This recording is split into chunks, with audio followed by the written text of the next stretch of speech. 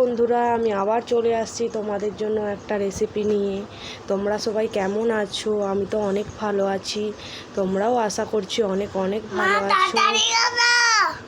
হ্যাঁ, দাঁড়াও না বাবু। তো আজকে বানাবো মতিচুরের লাড্ডু। তার জন্য নিয়ে নিয়েছি বেসন, চিনি, কাজু বাদাম, এটাতে কালার আছে, সাদা তেল, ঘি।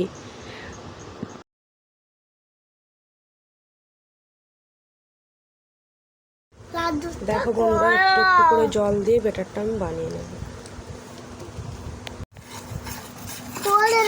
দেখো বন্ধুরা, ব্যাটারটা কীরকম স্মুথ হয়েছে। তো তোমরাও এরকমভাবে ব্যাটারটা বানিয়ে নেবে, তারপরে একটু ফাটিয়ে নেবে। বন্ধুরা, কড়াতে তেল দিয়ে দিয়েছি, আর আমি ওগুলা ভাজার জন্য এই ছানটা নিয়ে নিয়েছি। ছানটাতে দিয়ে আমি ভেজে নেব, তারপরে দেখাচ্ছি। দেখো বন্ধুরা, এইভাবে আমি সবগুলো ভেজে নেব, তারপরে দেখাচ্ছি। দেখো বন্ধুরা, এগুলো তোমরা বুঁদিয়াও বানিয়ে নিতে পারো।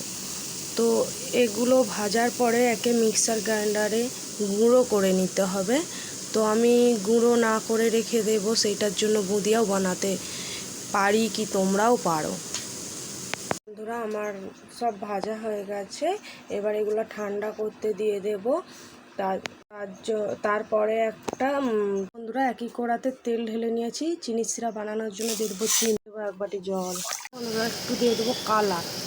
বন্ধুরা, আমার ওটা মিক্সারে গ্রেট করা হয়ে গেছে, এবারে চিনি সিরার সাথে বানিয়ে নেব। দেখো বন্ধুরা, সিরাটা হয়ে গেছে, এবারে আমি এই গ্রেট করাটা দিয়ে দেবো। এবারে এটাকে আমি ভালো করে নেড়ে একটু রসটাকে পাক করে নেব। ও লাড্ডু খাবে বলে কাঁদছে বন্ধুরা। ও কাজু বাদাম, তোমরা চার মগজও দিতে পারো, কিশমিশও দিতে পারো। দেখো বন্ধুরা, আমার এটা রেডি হয়ে গেছে, এবার আমি গোল গোল বলের মতো করে নেব। বন্ধুরা, মতিচুরের লাড্ডুটা কমপ্লিট হয়ে গেছে, এবারে আমার ছেলে খেয়ে বলবে কেমন হয়েছে। খেয়ে বলো সোহান, কেমন হয়েছে, টেস্ট করো। দেখো এইদিকে, তুমি তো খাচ্ছ, কিরকম হয়েছে বলো। মিষ্টিটা সুন্দর হয়েছে।